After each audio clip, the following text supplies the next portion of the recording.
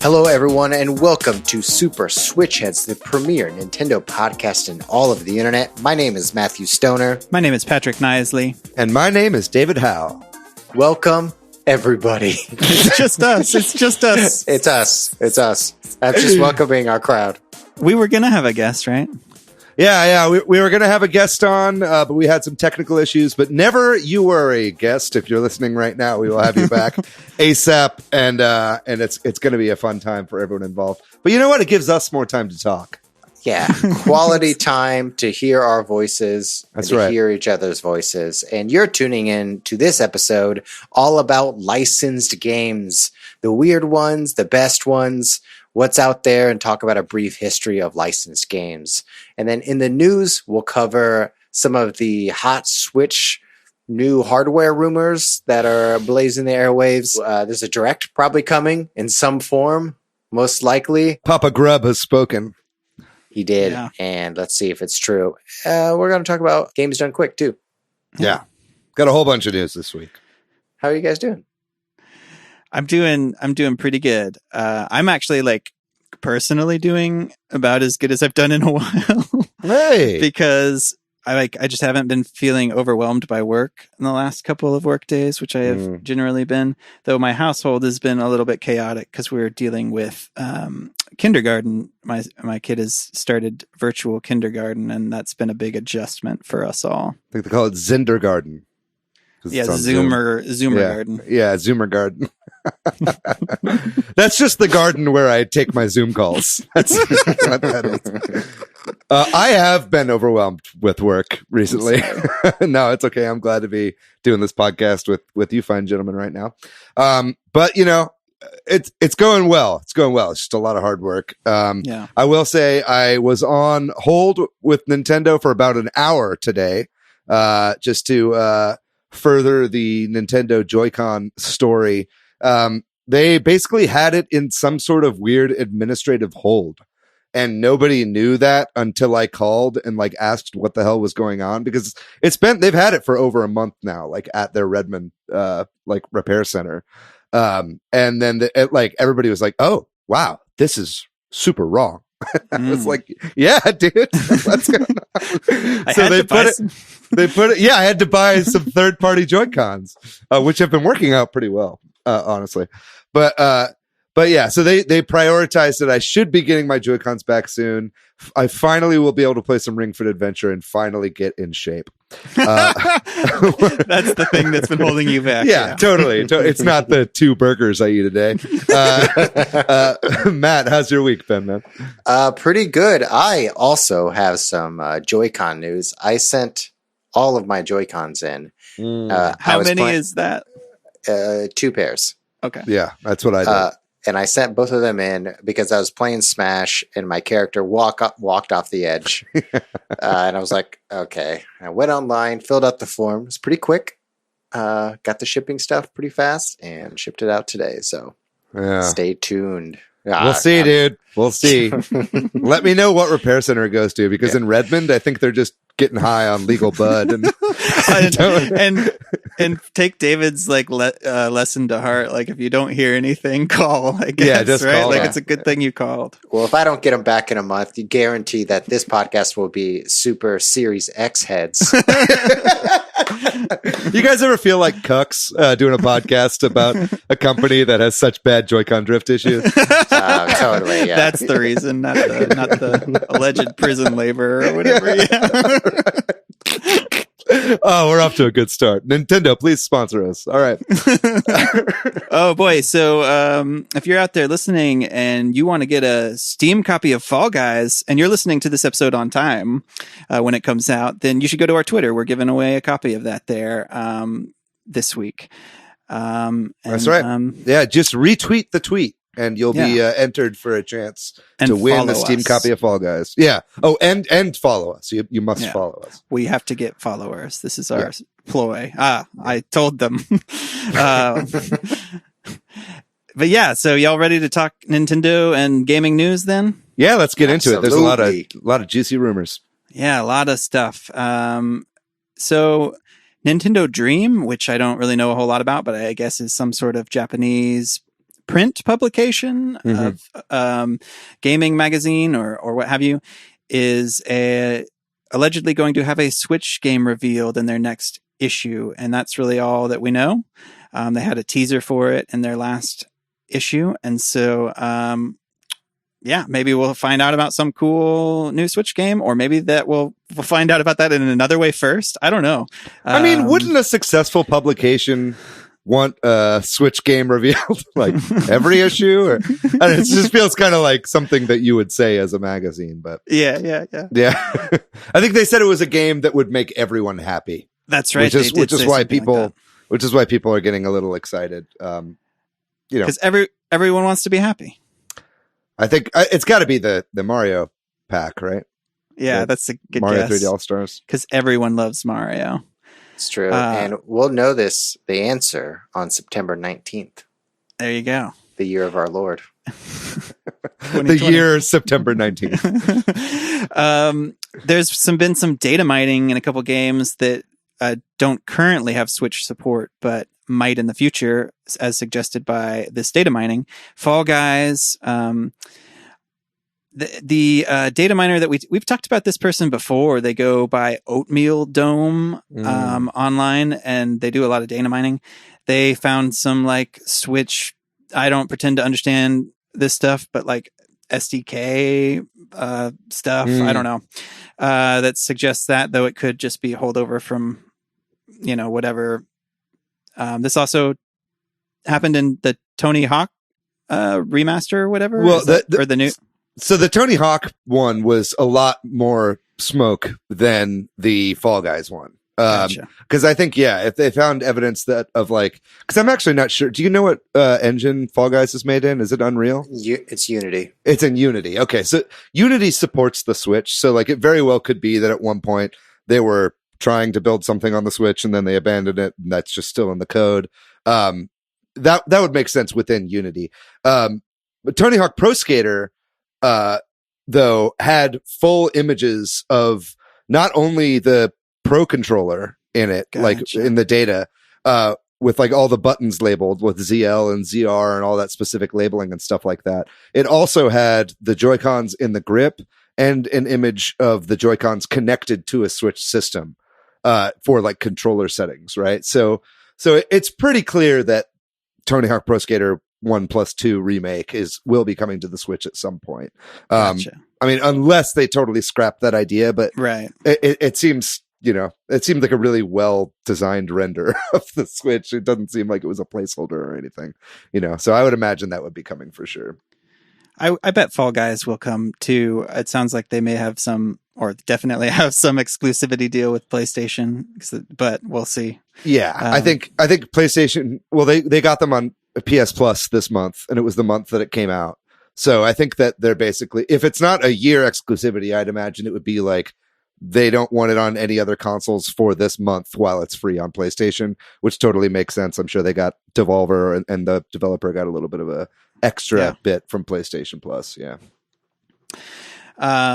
And maybe we'll find out about some of this stuff, though maybe not. On August 28th, we've been talking about this a lot. There's been rumors of a Nintendo Direct presentation happening on August 28th. That obviously is like a day or two after this podcast. So maybe if you're listening, you already know and it's been announced. Hey guys, David from the future here. Turns out there was a Nintendo Direct mini partner showcase the morning this episode comes out. Yes, I'm still editing. A little peek behind the curtain here. It was a bad Direct, but we'll be talking about that more next week. Just go ahead and pretend like we already knew that was going to happen while you listen to the rest of this episode. Okay, bye. But a lot of the people that have been talking about this seem to be more and more like, I don't know what the word is, like definite almost, that this is that this is a thing, that something is happening on the 28th. Where y'all, so like real quickly, a couple of people that have been talking about this, like Nate from Nate the Hate and Nate Drake on Resetter and stuff like that, he says for sure, like, there is a direct. Like, I was listening to his podcast, and that's what he's like. It's definitely a direct. It may be a mini, it may be a general. He thinks it's probably a general. Jeff Grubb, another insider, has been saying he isn't sure what it is, but there's something happening then. And there's been other people similarly kind of saying sort of that same sort of stuff. What do y'all think? Or is there any other evidence or anything? I mean, our favorite Twitter personality, Tiffany Treadmore, aka Hot Girl Video 69, said that there will be a first-party Nintendo game this week, and there's a $25 credit on for the Nintendo eShop if it's not announced this week. Yeah, somebody who retweet. Tiffany Treadmore is also like incredibly thirsty for followers, so that's where the eShop card comes in. Tiffany, if you're listening, we're fans. But all 5 of you. Yeah, all 5 of you, right? That's only $5 a person that you're putting in on that eShop card. That's not a huge investment for followers. But I mean, this one has a lot of the same people and a lot of the same where there's smoke, there's fire. Before we got the last partner showcase, right? Like all these same people were like, there's going to be a direct this week. And there was, it just wasn't the direct that everybody wanted. So I think that it seems almost certain that there will be one, if not on the 28th, potentially on the 27th. That's been floated around too, because it might be the 28th in Japan, but then the 27th here, kind of depending on time zones and stuff like that. But I would expect it. I mean, it totally makes sense. We've been talking about it for a while, that there would probably be a big one in August, especially after the Indie World Showcase, which there usually is something after that. I think, like you said, because I listened to Nate the Hate's podcast today, and they did with MVG, and it was like, you could just hear in his voice, he's like, no, there will be something. Yeah. You know what I mean? I don't know who Nate knows, right? Who his sources are. But it's like, you could just hear in his voice that he's not fucking around. Although I would love, because I know Nate and Jeff Grubb are friends, so it'd be fun if they were just trolling everybody right now. It would keep things interesting for sure. I also think it would be hilarious if there was no Mario 3D All Stars, and Jeff Grubb made that up as well, and he just disappears from the internet after all this. It just seems very likely, like you're saying, because of all this. I really hope it's true, but I think it's just a funny what's in the zeitgeist right now as Nintendo fans is everybody's kind of negative about it still. I feel like a lot of fans are like, I'll believe it when I see it. Oh, and right. There's just so much doubt because it's been so quiet for so long. It's just this slow drip of news across the whole industry. Everyone's speculating when a direct or a digital event would happen between, all of the industry developers. Yeah. When we get a fucking price. Yeah, exactly. That is unbelievable to me. I cannot believe that we still don't know the price of these consoles that are supposedly coming out in 2 months. You know what I mean? It's crazy. Like, there's no pre-orders available. Like, Xbox can't even announce that the Series S is a thing yet. Because you can't announce that without the price. Because the whole point is that it's cheaper. You know what I mean? And so if they don't know what the Series X is going to... Anyway, this is a tangent. It's just a crazy year, man. It's good to get some of this off your chest. But let's talk about it more, because I heard that they haven't gotten an FCC clearance yet. And so they're planning to announce in November. But specifically, the PlayStation 5 is waiting for that clearance. Gotcha. Yeah. We'll see. I think that's a convenient excuse. Yeah. to hold off and see if Xbox prices their shit at 500. Well, that makes me want to move on to our next item, but I guess we should mention that there was a tweet about that Annapurna put out, right? About a sale that could also be another sort of hint at this direct. Matt, you posted this, right? Yeah, they posted a tweet that was like, if you're going to buy Annapurna games digitally this week, you should wait until Thursday. So maybe they're gonna release a new game, or just maybe there will be a big eShop sale to tie into this direct, or who knows? Could just be random. Yeah, I mean, you could definitely read that as like, hey, there is a Like they'll be revealing an Annapurna game at a direct, and then all their games will go on sale. You know what I mean? And that would lead some credence to the 28th in Japan, 27th in the US rumor. So it would make more sense to see a direct on Thursday instead of Friday anyway. Yeah. Real quick, do you have like, say there is a direct this week, maybe we each get one prediction. Sure. I think, well, we should say this too. Like, I don't think a ton has changed since we did a whole episode on this in July. If you want to go back and hear all of our predictions, I don't think there's been a whole lot other than maybe the Pikmin announcement happened. So like, you can go back and listen to that. But with the, additional insight of an extra month or whatever it's been, man, I am in that same place I was talking about where a lot of fans are of like, I don't even know anymore. You know, I don't know that I have a strong feeling anymore. I think I got nothing for you, David. Like, what is this? Could be anything. Matt? I don't know, man. Microsoft Flight Simulator. All right. I'm going with Pikmin 4. All right, cool. Next. This is where we've come to where now when we get to a direct speculation, we've speculated. Yeah. The whole year. We're dry. The speculation is not what's going to be in this direct. It's like, is there going to be a fucking direct? Yeah, that's what the speculation is. Totally. Yeah, man, we're just so beaten down. Well, it's going to be a war. No, not a WarioWare game. A Piranha Plant focused platformer. I'll take it. Yeah, I thought you were going to say Virtual Boy Wario Land remake. Well, for Labo. I play that shit. Yeah, I think another subject that we have to talk about that's also been over speculated is the new Switch model, Switch revision, which has been blowing up in the Nintendo news and rumors. And I think part of the reason both of these things have been so strong is because there isn't a lot else to talk about.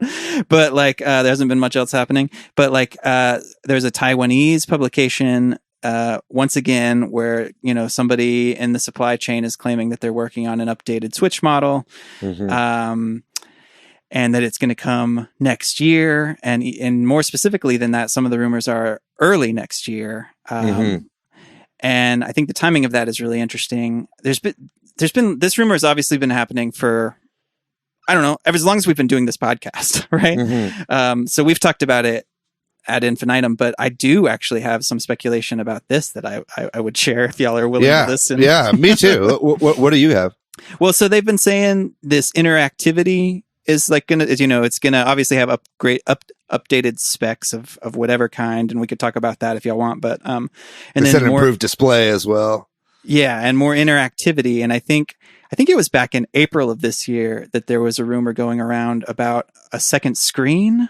Like the updated Switch was going to have a second screen or something like that. And also, Hot Girl Videos 69 has been talking about there being two hardware things. And I've started to, and I think maybe even hinting at this as well, think that maybe there's going to be like, you know, your upgraded Switch that comes with a pack-in of some additional hardware thing that maybe you can buy separately as well for your old Switch, which allows you to use your Switch as a second screen, like the gamepad for Wii U, which is going to allow them to port over all those last remaining Wii U games and start porting over 3DS games. Yeah. Or allow for a 3DS, app or something. Do you think though that that's like the big selling point of that? Like, because I agree that I agree that this interactivity or whatever, or increased display, whatever, could be leading to some sort of wireless casting to the screen. I think that is definitely a potential that we could see in a new Switch. But I don't know. I mean, does Nintendo want to do the Wii U again? You know, because that is just a wireless Wii U. You know what I mean? Or it's like a Wii U where the system is in your hand instead of on the box. You know what I mean? Like, do you think they want to do that? Didn't they get burned trying to do that before? I don't know. That's just what I feel like is happening. Maybe it's that they want, I'm thinking that they see the value of porting over all these games and how much money they're making. And they're like, you know, we could port over all these 3DS games, maybe give some of them some upgrades, maybe not even, and make some money selling them again. But Yeah, I hear what you're saying. So I this just totally could be wrong, but it's kind of, and maybe they've got some ideas, like, another. I think it's maybe cool. That's only part of it. I mean, like, I'd be happy if that was the case. I mean, I think it'd be great to be able to like wirelessly send your screen to the TV and have a multiple screen display sort of setup. I think that'd be awesome. I'm not against it. Yeah. It's just like. Yeah, I just wonder like how they would market that if they were doing that, because I don't think they would be like, "Hey, now you can play Star Fox Zero." Like that's not going to like sell units. Or Xenoblade Chronicles X. Yeah, or Xenoblade Chronicles X, or Wind Waker HD with the extra menu support and stuff like that. I know going back to Tiffany Treadmore, she had talked about a month ago, maybe now, about how Breath of the Wild 2 and Metroid Prime 4 will utilize the new Switch hardware. Yeah. Right. And so that if what you're saying is right, where it's a new kind of second screen setup or something like that, that would definitely be a showcase of that. You know what I mean? That would be like, Breath of the Wild launched the Switch, like launching whatever this new revision is. I don't think anybody's really calling it a Switch 2. I don't think anybody thinks it's going to be a Switch 2 or even necessarily a Switch Pro. But it's like, that would be a great game to launch with, right? And if it was early next year, that would be fantastic. So I'm definitely here for that. I don't know. For some reason, where my mind went immediately upon hearing on increased interactivity is a camera and a mic. Yeah, I was thinking more. I went back a couple generations, and I was thinking the difference between the DS and the DSi. Because the DSi added a camera and a mic, and all of a sudden, it and a bunch of hardware increased power and computing power and stuff like that. And it really did feel like a new thing without being a full generational leap. You know what I mean? So I think that would be a great addition to the Switch. I think they at least need a mic. So that people can chat and do stuff. Oh yeah, I was about to say, yeah. What if that went hand in hand with some sort of upgrade to the internet services? You know what I mean? I would love it. I mean, that's my ideal world. I'd probably prefer that to a second screen. Yeah, you know what I mean? Totally. Yeah. I mean, second screen would be awesome, and we did hear that rumor. But it's like, I think there's more quality of life stuff they need to iron out with this revision, if there is one. I love the idea of any kind of, Nintendo or any company who looks back and says, hey, our customers who spent, hundreds of dollars on our old software, we want them to enjoy that software on our current system. And the idea of playing 3DS games on a Switch is great. And I love, that's kind of what Microsoft is doing. That makes me really happy. But I just don't think I don't think Nintendo would do that. Yeah. Because as Patrick, as you were saying, they just want to milk those old games and resell them. A little bit of work, put them on the eShop, maybe support it on this second screen or some other screen, or maybe it's only in docked mode. I don't know. I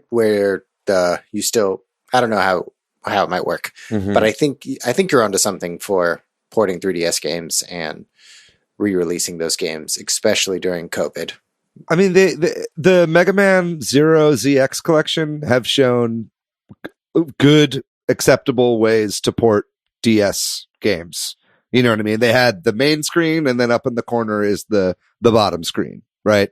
And it's like, and they're just both on screen at the same time. It's kind of ugly, you know what I mean?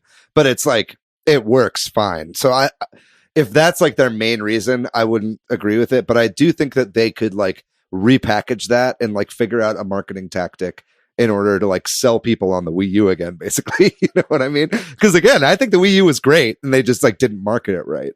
So if they were like, if they turned the Switch into a Wii U, that'd be really fucking bizarre. It would, but I'd be here for it. I love the Wii U. Especially if like this is like an adapter type situation, right? And then it's successful. Like, how funny would that be? Like, you have to buy an extra thing to convert your Switch to a Wii U, and it's a huge success. But they call it the Switch U, and nobody buys it. Yeah, it's like I'm sure there are people at Nintendo, like if somebody has this idea, they're like, what the fuck are you thinking? We tried this exact thing with a very successful system and it did not work. So anyway, that's just my 2 cents. I think that we should probably mention, because I don't think we did, that it wasn't just this Taiwanese publication that reported on this. VentureBeat, which is Jeff Grubb's stomping grounds, and Bloomberg have also reported on these, citing manufacturing sources, right? So this isn't just stuff we're pulling out of thin air from some publication we've never heard of. This is being backed up by multiple sources. Yeah. I just want I have 2 asks. Better quality screen. I would hope for, Grand Slam would be an OLED screen, or something that's a 4K screen. Man, you can kiss those 4K hopes goodbye, I think. Well, I think so too. But I have one ask that I think will be delivered, but please, dear God, I hope it is. And that is Bluetooth. Yeah, we could really use some fucking Bluetooth. I say that every day I wake up to. Well, should we move on? I think we talked that into the ground. Okay, well, a couple of quick news items that we kind of missed in the last episode, I believe, but wanted to mention real quickly on a slower news week. Nintendo has a management briefing session that they've scheduled in mid-September. Doesn't sound like there's going to be any huge financial results or any huge game announcements or anything even close to that, but it could be some sort of announcement about reshaping some sort of management structure. Who knows? It's like an internal meeting, right? Yeah, it's like they have had their said that they are having this meeting, but I don't think this is anything that's common. And I think it's like you said, an internal probably restructuring or something meeting. But we'll see if anything comes out of that. Anything notable. And then Nintendo is bringing the Switch to Brazil in an official capacity. So if you aren't aware, there are certain regions in the world where, there's not an official Nintendo presence, where people have to import things like the Middle East and certain countries like Brazil. And there is now going to be, I don't know that they're making a Nintendo of Brazil, but they're having some sort of, official bringing their products in. I think they stopped having a presence there because of taxes or tariffs or what have you. There's lots of weird governmental stuff that was going on, and I'll fact check this after the show, but I'm pretty sure that the PS2 is still selling in Brazil. Is still the highest selling console there, and as far as I understand, I think the Genesis is still selling in Brazil. Wow. That's how kind of behind they are and how fucked they are due to tariffs and stuff like that. So Nintendo finally getting the Switch there is a huge get. I mean, not you couldn't get it there before; it was just incredibly expensive. So now they're finally broadening their kind of South America exposure, which is great for the people of Brazil. That is great. Couple quick updates on the Epic versus Apple thing, and if y'all have any thoughts on this, would love to hear it.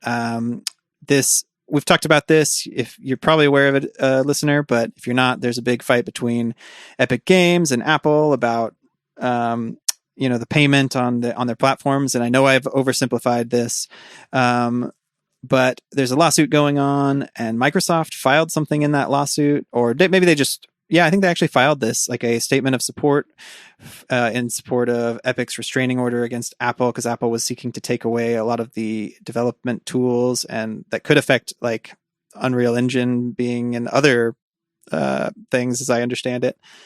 And then there was a hearing on some sort of injunction or temporary restraining order or something like that, where Epic didn't win everything, but I think they can still use their tools. And then there's going to be another big hearing in September on the next, on somebody's motion or something. But at least as of now, they got that right for now.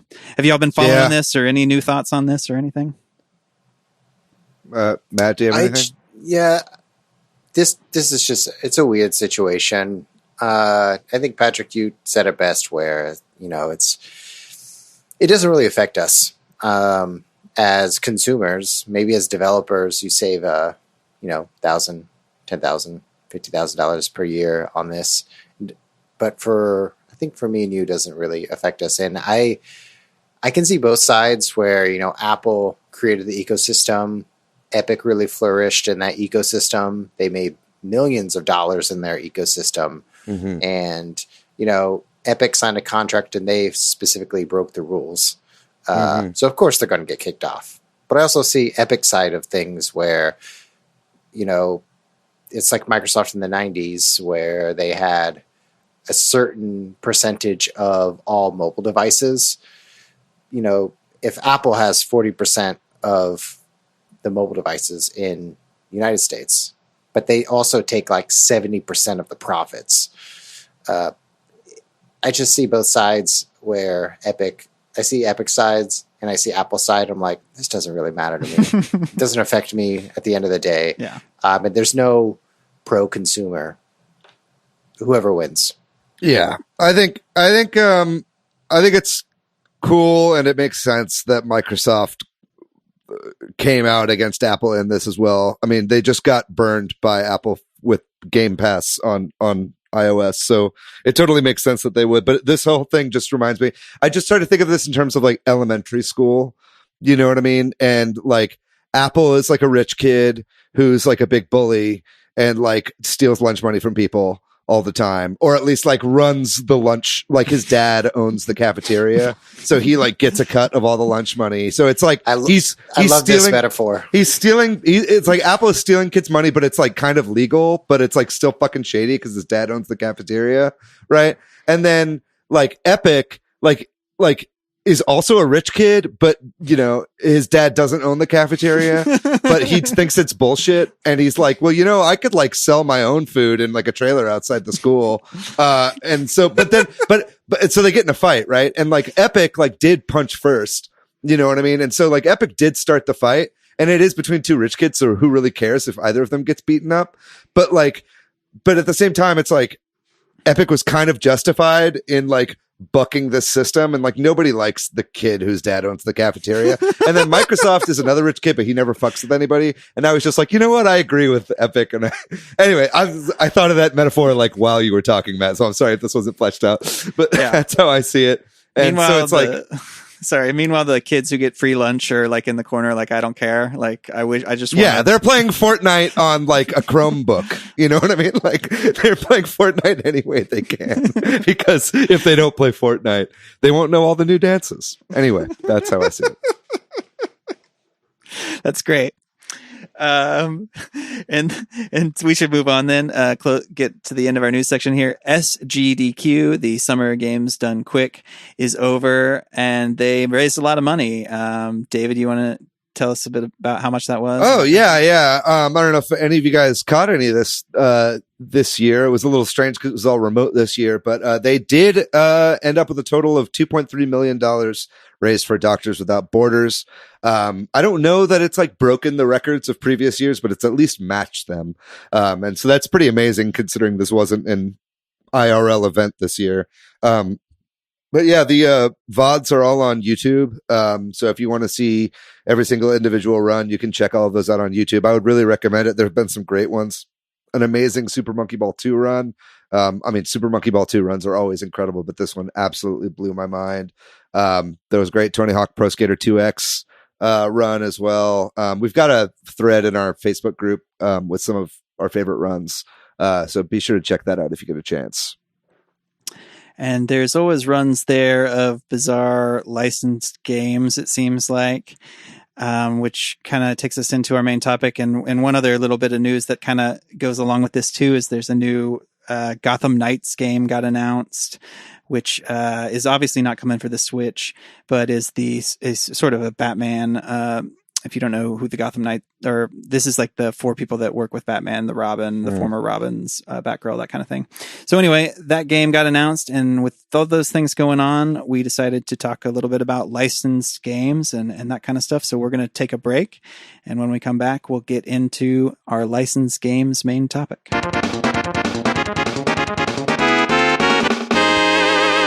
So with the Avengers game going into its beta and Suicide Squad announcement and the Gotham Knights announcement, like we just talked about, we thought we would talk this week about licensed games. Some, like Matt said at the top, some of the history of it, some notable examples of licensed games, some of our personal experiences.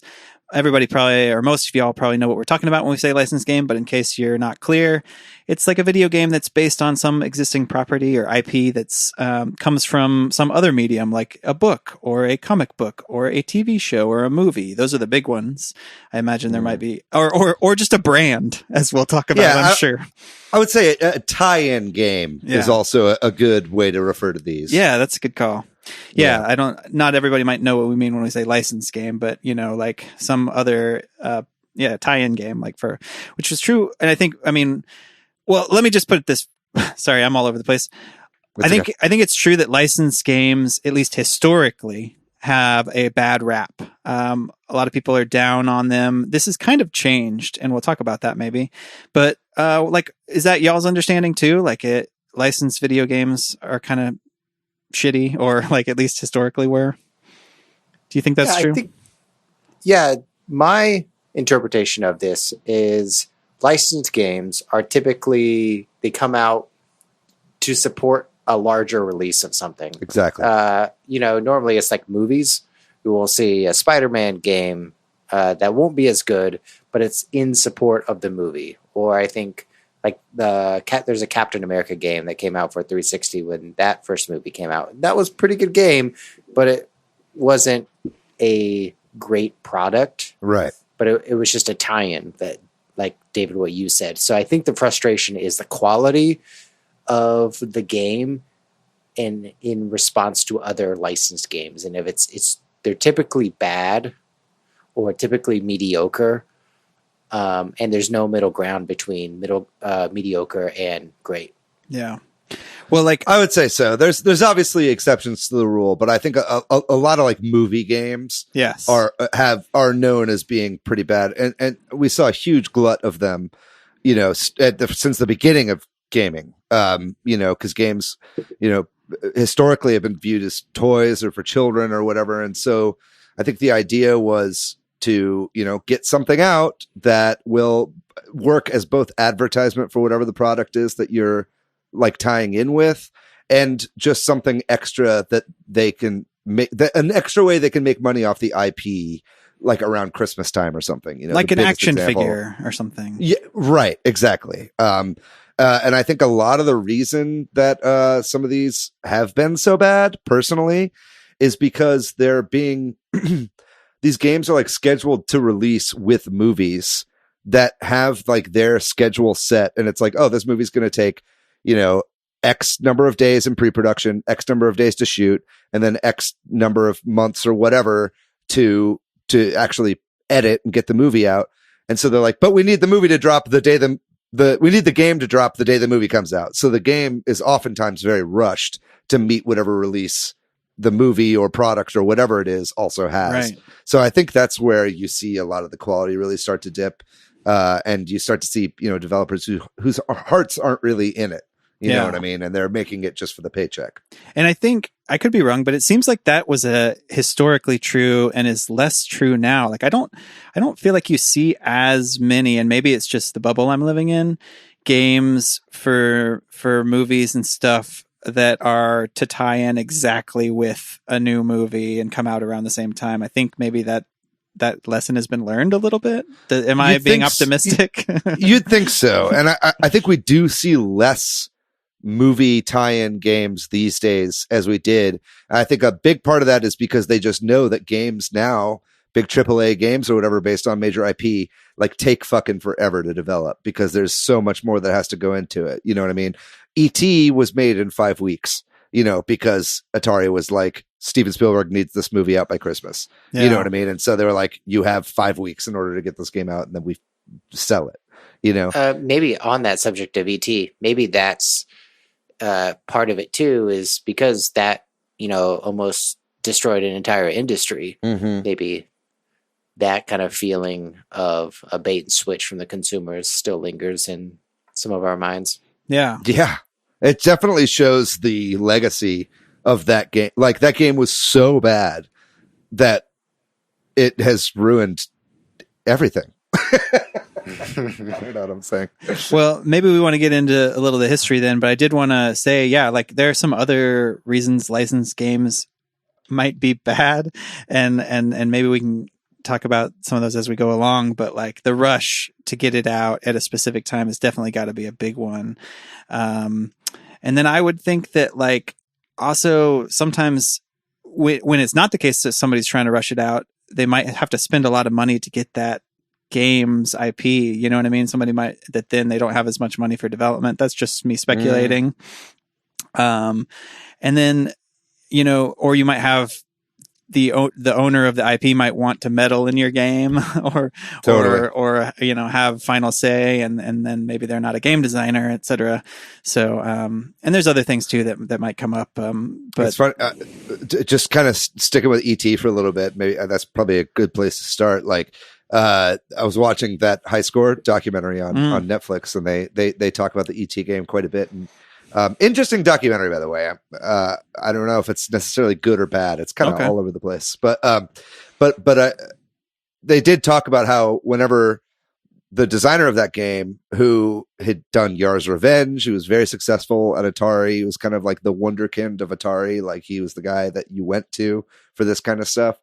He had this whole idea of a game that he could make in 5 weeks, and he was totally emboldened by his like idea. And then he went to go see Steven Spielberg, and he was like, well, can you make it more like Pac-Man? Like, and he was like, but I have this whole idea, blah, blah, blah, blah, blah. And then like, but really he probably should have just made it like Pac-Man. You know what I mean? Like, I think in trying to be unique and original with such a small amount of time, it really fucked him in the end. Well, from the little research that we did, it appears that some of the first licensed games came out in like the mid 70s in the arcade. And in particular, I thought this was kind of a funny one. There's a game called Fonz, which was just like a skin, I guess, in the US for like the Fonzie from Happy Days of like a motocross game. That must have been in Japan or something, where they just stuck the Fonz in it. Cause you know, then people are going to put their quarters in for that. And also there was like around that same time, there was like a Death Race, video game in the arcade, which was based on the movie Death Race. And then like, go ahead. Going back to the Fonz arcade cabinet, it's called Fonz, but the original game is Man TT is the name of the arcade game. But, its controller is handlebars, similar to a Paperboy. Oh, right.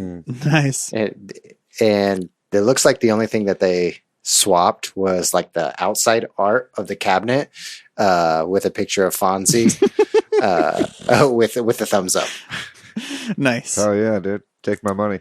And then, like for the Atari, there were just tons of video game movie tie-ins, like Alien, King Kong, Raiders of the Lost Ark, and notoriously the E.T. game, which was this huge flop. And I don't know all of the details of this story, and maybe they went into this on the documentary. And I know I think there's even been a documentary about this fact that like they ended up burying a ton of copies of it because it sold so poorly and was reviewed so poorly. Word got around really quick that the game was garbage, and parents were just like, I can't believe you're trying to have us buy this game, blah, blah, blah, blah, blah. And it turned into a huge thing. They had eventually, so many copies were sold back to retailers that they had to bury them in the desert somewhere. And and what you're talking about, there is a documentary about a crew going to find the landfill with all the ET games in it. It's actually pretty entertaining, and it's worth watching. And then, like you were talking about, Matt, this kind of caused the video game, at least the console video game crash, or was a contributing factor to that in America, at least. I know that crash wasn't worldwide. And then the NES kind of brought console gaming back. But that ET game is a big legacy for those reasons. So that gets us kind of the early history, and then we can get maybe a little more muddy and jumping around here. Sure. Because there's been some really notable licensed games between ET and today. And y'all jump in here with any thoughts or any other games. we've got a list here of a bunch of stuff, but it's not in order. Just some games I was thinking of. There were a ton of Disney games, like on the NES and Super Nintendo and Genesis and that kind of stuff. They were decent. Some of them were decent movie tie-in games, and some of them were okay, I guess. Yeah, I mean, as far as the good ones are concerned, you've got the mystery castle games. Is that what those were? You talking about the Mickey Castles of Illusion? Yeah, the Castle of Illusion. Yeah, basically the Mickey Mouse games were always like pretty. Love those games. Pretty high quality games. Obviously, DuckTales is known as one of the best NES games that are out there. Disney's Aladdin for the Super Nintendo is one of my favorite Super Nintendo games. There's lots of good stuff, but there's also like a ton of trash. Yeah. I think there are sticking with Disney. Disney cares so much about their brands. Yeah. That leads me to believe that why most Disney games are pretty good or pretty well reviewed. And that's because they care about the gameplay, but also what consumers, how they view their brands. And Disney has always been that way. And that's why we have I know that Aladdin is a good game and Lion King is okay. DuckTales is great. But now after playing, decades of licensed games, it's weird to say we got a really good DuckTales game. Yeah, for sure. But I know it's a great game. It's a game I played growing up. Yeah, it had a whole remaster on, I think, Xbox Live, released a fully HD remaster of the DuckTales game. What was I going to say? I think Disney, though, now doesn't seem as into it. I mean, obviously, they've got Avengers coming out, but I think that's more Marvel. Yeah. That's publishing that. I think the last really big Disney game that I can think of, other than Kingdom Hearts, would be Disney Infinity, which they really put all their money into the Toys to Life thing recently, and then that ended up being a pretty big flop. So you don't see too much Disney stuff these days. I think maybe I'll hold my next point until the next rung here. Well, we've got another pretty big one. Something that you just said made me think of this, and it's not something I put in the notes, but it's something I thought about, and that's that there's an important caveat to what we're talking about is we're kind of talking about console games. There is now between mobile and tablet games, that's where all the shit licensed games go, right? We like to think, oh, licensed games have gotten a lot better, but the cash grabs and the shitty pump out a game to tie in stuff is happening in the mobile sphere. Well, that's where the market is, right? That's where the biggest audience is in mobile. Yeah. Yeah. And so there might be Disney games like that. You know what I mean? But you're right that they haven't put the effort into making a big console game recently. Where's Elsa's Big Adventure? Yeah. Because that could be an awesome game. But for me. we jumping around a little bit, but there's been tons of Star Wars games too, going all the way back to that same early era we were kind of talking about to today.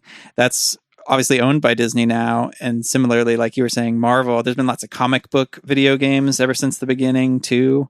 That's been a big source of inspiration. I feel like we gotta talk about Star Wars for a little bit. Let's do it. Let's talk about it. There have been so many Star Wars games throughout time that it's almost hard to call them licensed games at this point.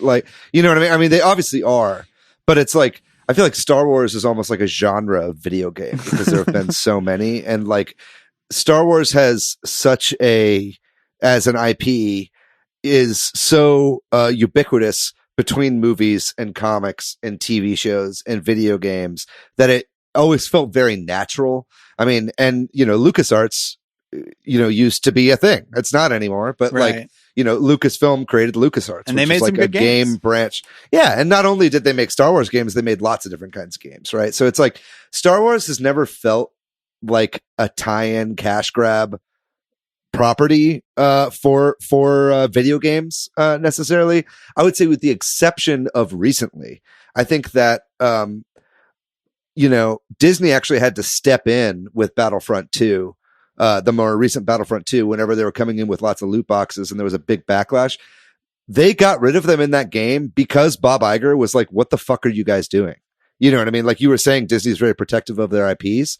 I think now that like Disney owns Star Wars, they were like, this is not going to work. And also those games were rushed to meet the release of, you know, those big sequel movies that were coming out. I forget which one. I think it might have been Last Jedi for Battlefront 2.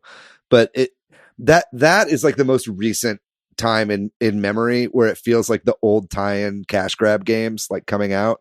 You know what I mean? Especially because Battlefront had come out so recently before, and then they came out with Battlefront 2, like, and it came out like the day that Last Jedi came out. That definitely felt like a return to some of that old school garbage, and gamers hated it. You know what I mean? And like there was a big backlash. So clearly the industry has moved away from some of that mindset, you know? Yeah. Do you have any thoughts on Star Wars games, Matt? Any?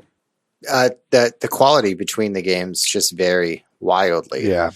You know, you have, you know, I'm just thinking like Dark Forces, which is a Star Wars first person shooter. I have lots of fun memories playing that. Mm-hmm. KOTOR. But yeah, Knights of the Old Republic, Rogue Squadron.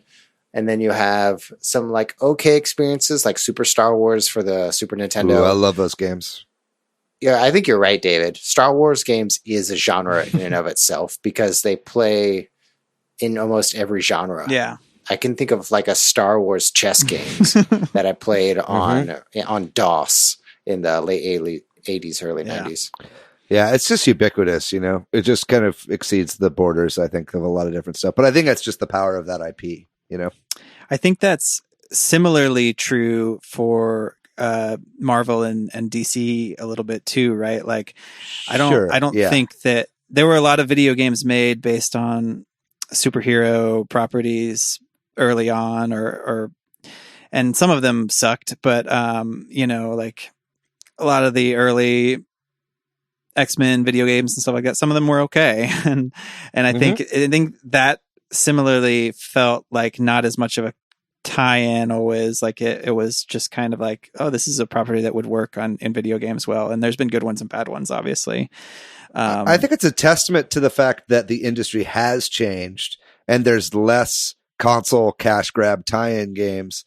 I think that the biggest indication of that is that we haven't gotten an Avengers game until now. That's mind-blowing. After 10 years of like this crazy. Massively successful MCU, they never had a real tie-in game. I mean, you were talking about the Captain America game, and there was some stuff early on. And there was, but you would think like whenever there's a Doctor Strange movie, they would do a Doctor Strange game. Yeah. You know what I mean? Or whatever. But that didn't really happen. And I think maybe some of that had to do with Disney, you know what I mean? But I think that, I don't know. I just find it interesting that we're only now getting an Avengers game. It's weird timing. I wasn't there a couple of years ago some leaked footage of an Avengers game that somebody was working on that obviously was canceled, and it looked okay. I guess I don't honestly remember that much, but I remember watching it.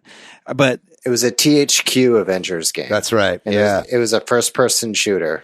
It is crazy that they went all the way from the success of the first Avengers movie to Endgame without putting out an Avengers video game. That's kind of mind-boggling. I guess just because we were 90s kids.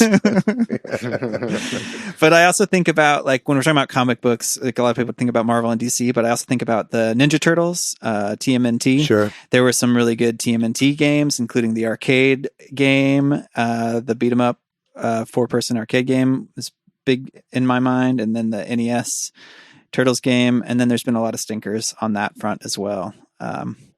You got Superman 64 on here. Yeah, that one. Notoriously bad. It's known as like the worst N64 game. Yeah. Has there ever been a good Superman game? I was going to ask, how do you make a good Superman game? How do you do it? Well, it's the question that a lot of people say about how do you make a good Superman story too, right? Yeah, and we could get into that. And I think that you can do it. There's a lot of good ones out there, but it just he has to be surrounded by kryptonite 100% of the time. Or he's a teenager dealing with high school drama. Wait, what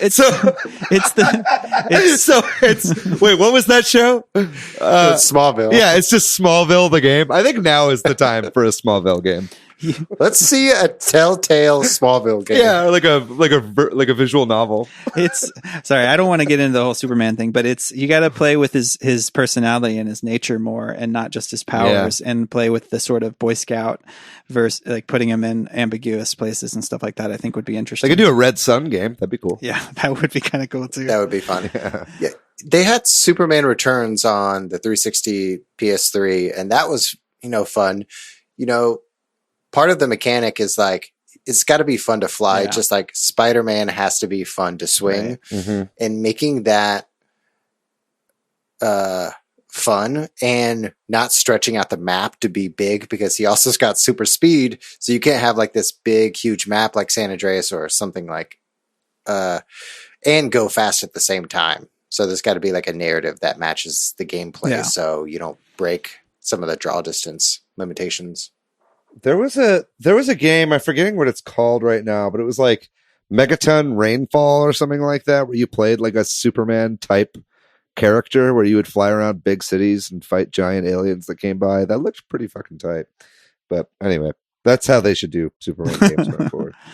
Well, and you mentioned Spider-Man. I feel like we should mention the recent Spider-Man game, as I think that is like a contrast to, say, Spider-Man games that were made to come out with movies, and like sort of where this has evolved to, where it's like, we're going to make a game based on this IP or this property to make a good game, not to tie into something, right? And that's where things have changed and are arguably better, when people who care about the IP aren't just trying to rush a game to meet a deadline. They're going to make a really cool game where you can really feel like Spider-Man or whatever. Totally. I feel like we have to mention GoldenEye as a big sort of interesting stake in the ground there, because I feel like GoldenEye was in an era of where you would expect it to be terrible, just based on the newest James Bond game, but but it really kind of came at the right time for first-person shooters and on the console and that kind of stuff. And it was a good game, like just even the single-player stuff, like it had good stealth elements and stuff. And yeah, I mean, GoldenEye, I feel like single-handedly changed first-person shooters on consoles forever. Yeah, you know what I mean? Like that was, I think that being a huge hit, really set the stage for what multiplayer first-person shooters would be on consoles going forward. It was totally landmark game for its time. And it's just weird that it's that movie or whatever. You know what I mean? Yeah. When you say GoldenEye, no one thinks of the movie. You know what I mean? When you say GoldenEye, people think of the N64 game. Totally. That shows its success. Yeah. And then like TV games, there's been a lot of like Simpsons and South Park games to varying success too, and undoubtedly lots of other TV shows, but those are the ones I think of. Similar to the Ninja Turtles, that Simpsons arcade game was a lot of fun. I spent a lot of time in the arcades playing that. Yeah, me too. There's Simpsons Hit and Run, which was the Simpsons GTA. Yeah, fun. That was a fun game. It's a classic. Yeah. Recent kind of examples of some TV tie-ins. There's the new Samurai Jack game that came out that's actually been getting pretty good reviews, and I've been hearing is really fun. And from everything I understand, it feels like a PS2 era game. You know what I mean? And maybe that's because it is a licensed property. Yeah. But it's just like a level-based fucking over the shoulder beat 'em up, which is apparently very fun. And then also SpongeBob Battle for Bikini Bottom was recently remastered or rehydrated or whatever. Right. So we're getting to the point now where even licensed games are getting remakes. You know what I mean? And like and are being viewed with those nostalgia glasses. And TV front too, I should probably like Dragon Ball as well as another big video game entity. But I did want to mention The Witcher because it's based on books, and that's not quite as common in video games. I mean, there's Lord of the Rings games and stuff like that, but I'm not entirely sure they would exist without the success of the movies. The New Line movies. Yeah. So it's not as common that you see a book translated to video games. Do you guys know of any other games based on books that didn't have movies or TV shows or anything? I don't. I mean, there were like Lord of the Rings games for the Super Nintendo. You know, they existed before the movies. Yeah. That's a really good question. I would say maybe Super Noah's Ark 3D. It's based on the Bible. There were definitely a lot of Bible games and still are, yeah. Dude, it's the best-selling book for a reason.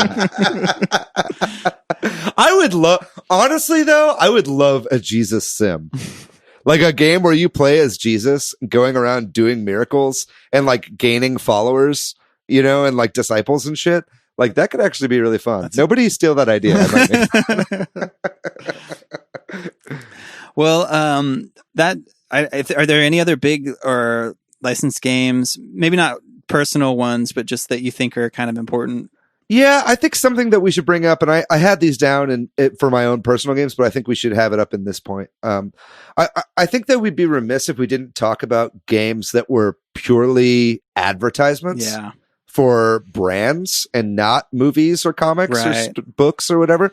So, and I'm thinking stuff like Pepsi Man, which was a Japan exclusive PlayStation game where you play as this like chrome naked dude just like running through a city grabbing Pepsi cans. Like that game is hella fun. Like I have that on my RG350M and I play it every once in a while. Then you've also got stuff like Chex Quest, which was a CD that you would get for free in boxes of Chex cereal that would it was like a Doom clone basically, but with no blood, and instead you're like zapping aliens with your Chex gun. You've got Burger King Sneaking, which was a tie-in game with Burger King. Stuff like that. You have one down here as well. Cool Patrick. Spot. Yeah. Cool Spot was the 7-Up, the soda 7-Up game that I remember renting with a friend of mine at least once, if not twice, and playing through. It was a decent little platformer, like a decent game. Yeah, avoid the Noid. Avoid the Noid. That's right. Yeah, I remember that one too.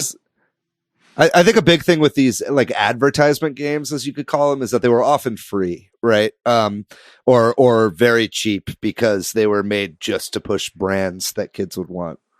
I think it's especially using Noid as an example to like push brands is that the Avoid the Noid was Domino's slogan, but the game was called Yo Noid, and the fact that you call it Avoid the Noid is a perfect example why these brands make a game to like tailor it to the slogan. Yeah, that's true.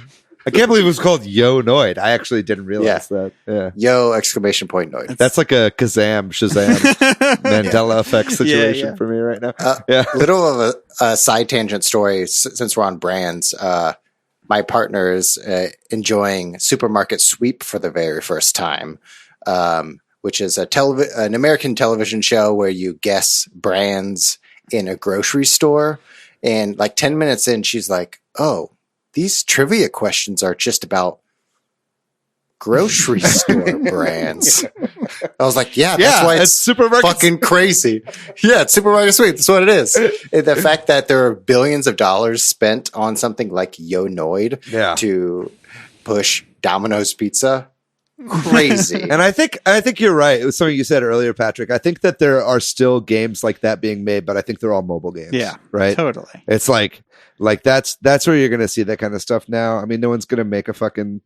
I mean, I guess there was Crayola Scoot for the Switch, which was actually a pretty lit fucking game. I will say it's a mix of Tony Hawk Pro Skater and Splatoon. That's a pretty fun game if you're into Crayola crayons. And like KFC had that one mobile game where they had sexy Colonel Sanders. But now KFC has like a streaming team.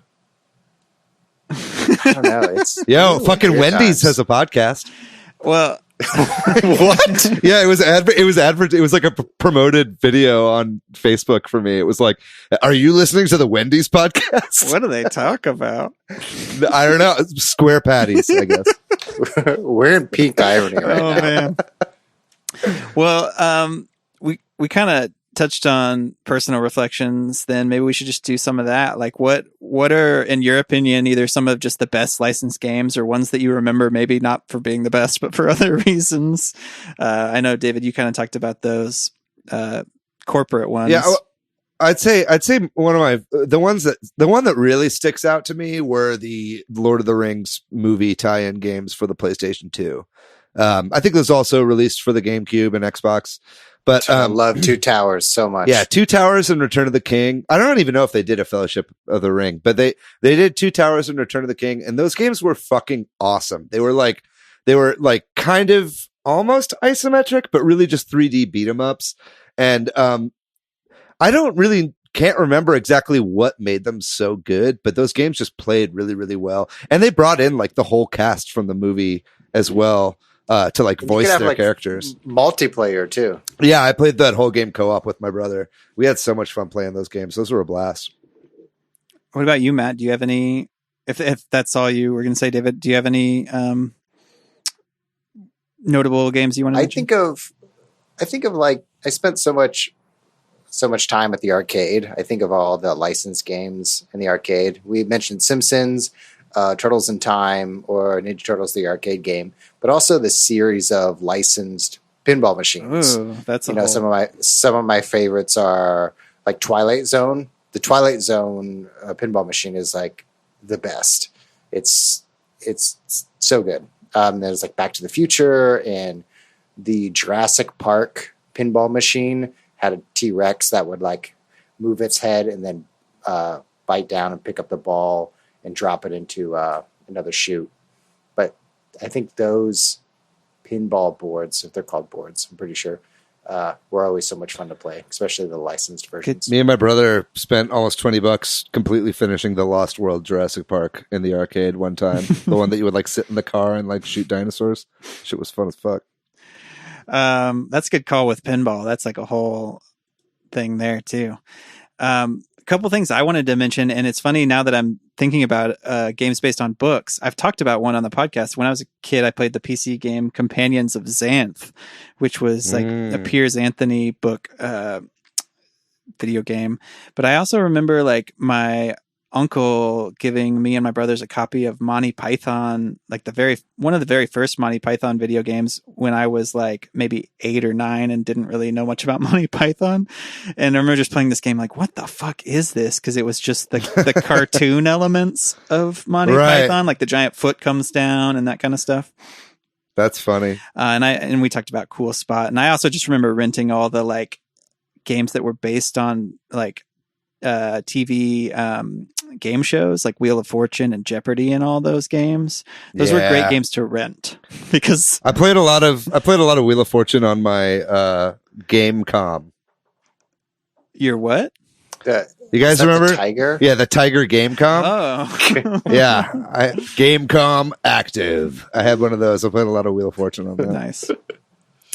Well, I think there's like a lot more we can talk about here. Like, you know, what kind of IP lends itself to a good video game and all that kind of stuff, or is it just good game design? Is there anything that y'all want to make sure we talk about before we close out, or anything else on licensed games? Man, just some of the weird, we covered this a little bit, some of the weird licensed games. You know, you have Sneaking that David mentioned. I played a shit ton of this on Super Nintendo, the Home Improvement game. Oh, that reminds me of like the Home Alone video game too. That's all it was. When you got hit, you'd go, I had Fester's Quest for the NES, and that I played that before I ever saw any Addams Family, and that kind of turned me on to the Addams Family. I mean, I think you haven't here like has a licensed game ever turned you on to source material? That's a good. And question. I think that the Witcher is a prime example of that, right? Like, I don't think anyone here in the US anyway had ever heard of the Witcher series before it was a successful game series. And really it was by the time Witcher 3 came out, even, you know, people played Witcher 3 without having played the first two. Right. But it's like, you know, that since has become a pretty successful TV show for Netflix that has a second season coming, that like that wouldn't exist if Witcher 3 hadn't blown up in sales. You know what I mean? So I think that that's a pretty good example of that. I'm trying to think of other examples of IP that I've learned about through video games, but I don't know if I can think of any right now. Yeah, it's got to be out there, but I'm having the same problem. But I think The Witcher is a great example of that. Maybe something like Kingdom Hearts. Sure. Has so many different worlds and stories and learning more about those characters in Kingdom Hearts. Yeah. Kind of introduces me to those IPs. Yeah. I didn't know who Jack Sparrow was before I played Kingdom Hearts 3. You didn't know about the Bible before you played Noah's Ark or whatever? Yeah. And now I'm super Christian. Well, I think that one of the interesting things that's come out of this discussion for me is that, at least in terms of console games, because again, that caveat that I think mobile games are probably where this cash grab is still happening, that for console games and PC games, it seems like generally the trend has been for licensed games to now be a result of love for the property and attention to it instead of just trying to rush it out. Sure. At least it seems like things have trended that way. And I think that's a positive thing. Yeah. And you can see that with Bakugan. I'm just kidding. But you can see that with Way Forward's other game, which was The Mummy Demastered. Yeah. The Mummy Demastered is an indie game movie tie-in that was made recently, and the movie is dog shit. Like, the movie is terrible. It killed an entire potential cinematic universe that Universal was trying to make. But the game is like a fantastic, like, pixel art Metroidvania.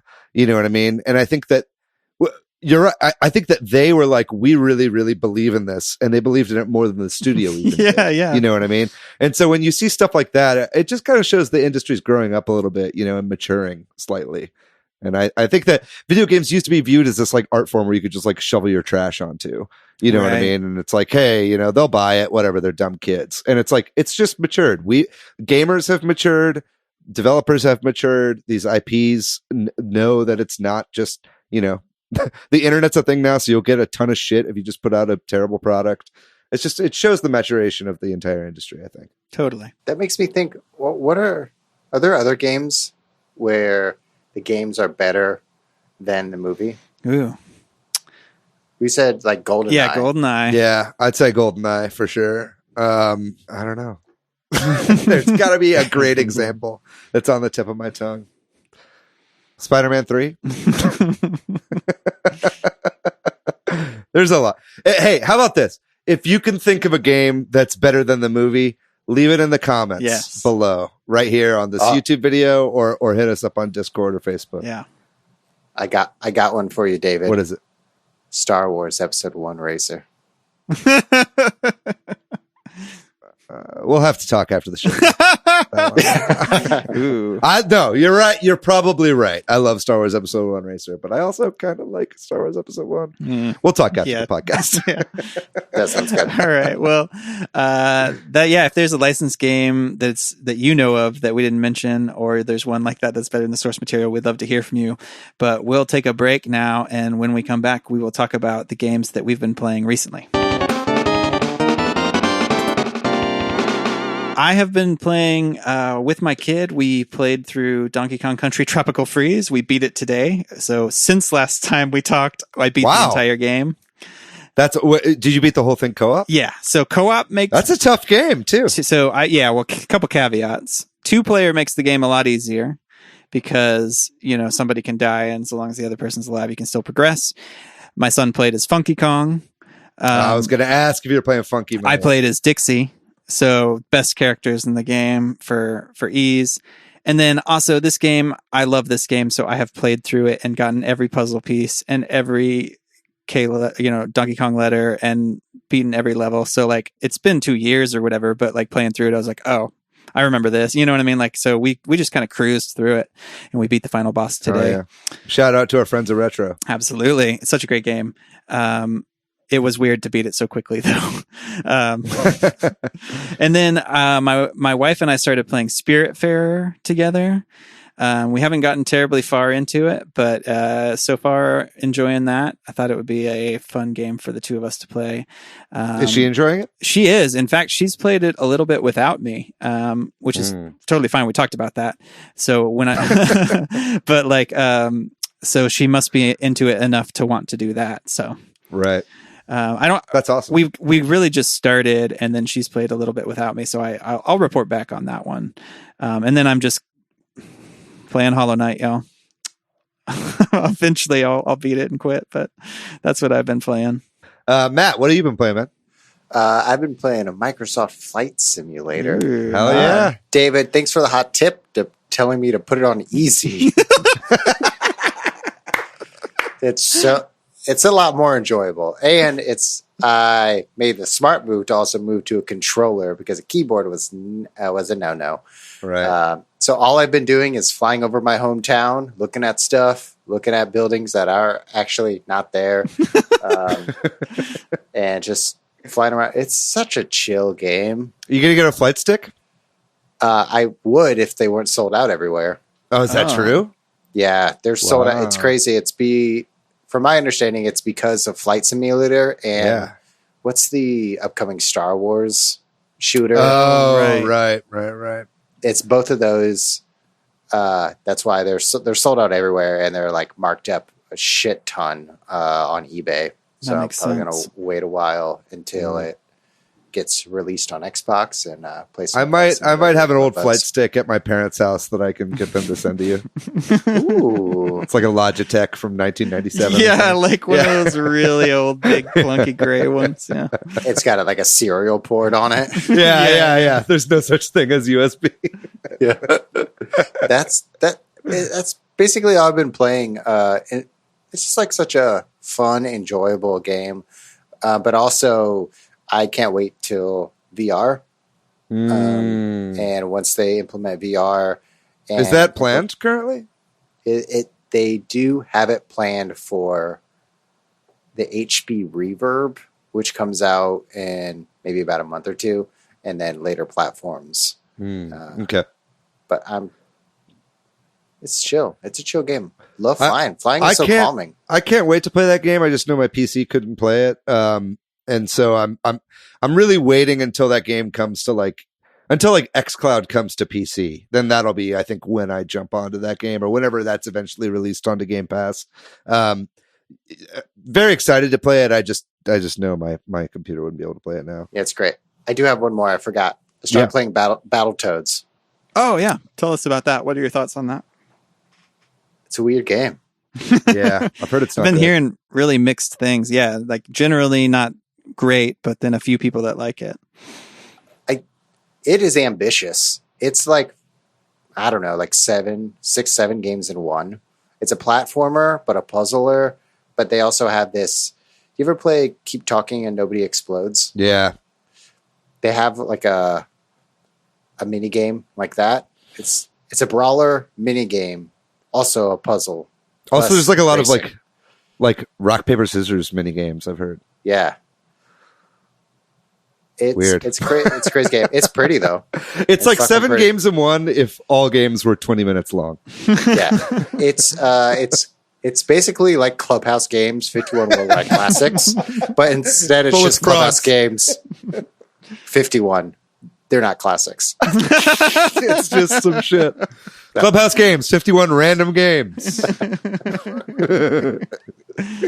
That's nice. Dan, what have you been playing? I have been continuing to play a bit of Crosscode. Not as much as I wanted this past week, but I have played it, and I will continue this game. It's very hard. It's a hard game, but I'll continue with it. Then other than that, I did actually set up my PC successfully this past week. I was watching a stream of 2 kids in a big coat, and they were playing Fall Guys. And I was like, you guys, I actually have a code for Fall Guys. I just need to set up my computer. And they're like, well, fucking join in, dude. You can join our stream. And then I actually worked on it for about an hour and a half, and I got my PC up and running, and I played a little bit of Fall Guys with Chaz and Chris from 2 Kids in a Big Coat, the head and the legs. Nice. And I'm the belly now on 2 Kids in a Big Coat. It's the head, the belly, and the legs. But we had a really fun time playing that on their stream. I'm sure some of those VODs are still up on their Twitch if you want to check out 2 Kids in a Big Coat. I don't know that I necessarily the Fall Guys hype hasn't quite really affected me. I played it and it's fun. It is kind of like a 3D platformer, what's the word? Battle Royale sort of situation. It's kind of got some very Mario Party mini games esque. I mean, Chris, I know, just wants to play it all the time. He's like, let's play Fall Guys. Let's play Fall Guys. And I'm like, all right, I'll play like a couple rounds. You know what I mean? It hasn't really affected me, but I could see this game being a smash fucking hit on the Switch, and I really do hope it comes over eventually. And then, other than that, on PC, I've been playing a lot of roguelikes. So, I've been playing Spelunky and Heavy Bullets is a old Devolver roguelike that I really enjoy, a FPS roguelike. And then I recently bought this game that I've been eyeing for a really long time and didn't buy because I didn't have my PC set up. It's called Noita. Have any of you guys heard of this? No. It's kind of a Spelunky like. In that you're in kind of an underground cave and you're always going down trying to get to the next exit that'll take you to the next area of the cave. But what makes this game really unique, and it's obviously a roguelike, it's always procedurally generated and stuff like that. But what makes this game really unique is that the big like hook of it is that every pixel is simulated in this game.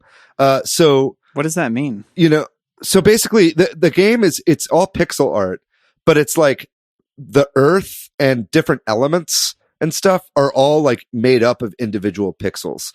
So when you like throw a bomb down, it doesn't blow up like 2 blocks worth of geometry. Like it makes a pixelated circle of a blast in the pixels and they all kind of fly out. Like, but it's really hard to describe, actually. I'm realizing now as I'm trying to describe it, but it's this very fluid world where like kind of I think the thing that everybody liked about Spelunky is like, oh, you can shoot a arrow at this guy and it'll trigger this trap that then hits this enemy and then his body exploding kills you. You know what I mean? Like Noita takes that idea and puts it to like infinity. You know what I mean? Where like every single little thing has an effect on everything else that you're doing. If you start a fire at one point, like it'll light up this well of oil that is like kind of this little pool of oil that's in this little crevice in the rock. And then if that gets too high, it'll create this steam that will then cause that to like pool up at the top of the cave, and then that will light this wood on fire and it'll start this chain reaction. Okay. And then all of a sudden all the enemies are blah blah blah. And then this is an audio podcast, so I can't show you guys what I'm talking about, but I really urge you to Google Noita. It's spelled Noita. And it's only on PC, and I think it's a little processor intensive. I don't really know that the Switch could run it just because it's doing all these like heavy computations with all these pixels, but it's a fascinating game and it's so much fun. If you like roguelikes at all and you have a PC, I would really check this one out. It's right up my alley, and I think a lot of people are streaming it right now too, so it's worth checking out for sure. I think still in early access. Oh, okay. I think I get what you're saying now. So it's like there's no safe area, right? Like there's no part of the like playable area where it's not going to be affected by the physics of it or something. Basically, right? Like that's what that means when they say and not just the physics, but like its own kind of chemistry. Right. It reminds me of Breath of the Wild in that way, where it's like the different elements will have different effects on each other, and then something that happens on like the very far end of the map can have a butterfly effect over to where you are, and so it makes like the emergent gameplay of roguelikes even more unpredictable and fun to play with. And yeah, I really recommend Noita. It's a blast. Cool. Well, that's our episode on licensed games. Like we said, we'd love to hear from you if you have any thoughts on anything we said. Thanks to Corduroy for doing our music. Sorry to Chris McKeever, we didn't get to Disney Tsum Tsum Festival. If you're looking for me, Patrick, online, you can find me most places as PDYX. I'm Matthew on Twitter, MATHYOU. You can find me pretty much everywhere on the internet at Monolith Fiji. And if you would like to find our show on social media, we are at Super Switchheads on Facebook and Instagram, and we are at Switchheads on Twitter. Just a reminder, we are giving away that copy of Fall Guys. Even if I'm not like the biggest Fall Guys fan, I do like the game. But you can play with me and two kids in a big coat. You can join our squad. So make sure you go to our Twitter, you retweet our giveaway there, and make sure you follow us on Twitter. And please, tell all your friends about the show. Tell all your friends to follow us on Twitter, and then they can potentially win a copy of Fall Guys. Guys, this is how you get users and listeners. You beg for them. Okay, folks, thank you so much for listening to this episode of Super Switchheads. Please also join our Discord group and our Facebook group. We'll have links to both of those in the description. We got a great episode for you next week. Hopefully we'll be talking about a kick-ass Nintendo Direct next week. That's our plan. And if not, we'll do an episode on why hype for Nintendo Directs is overblown. Ladies and gentlemen, we love you very much. Keep washing your hands. Keep wearing a mask. Keep fighting the good fight. We'll see you next week. We love you. Bye-bye.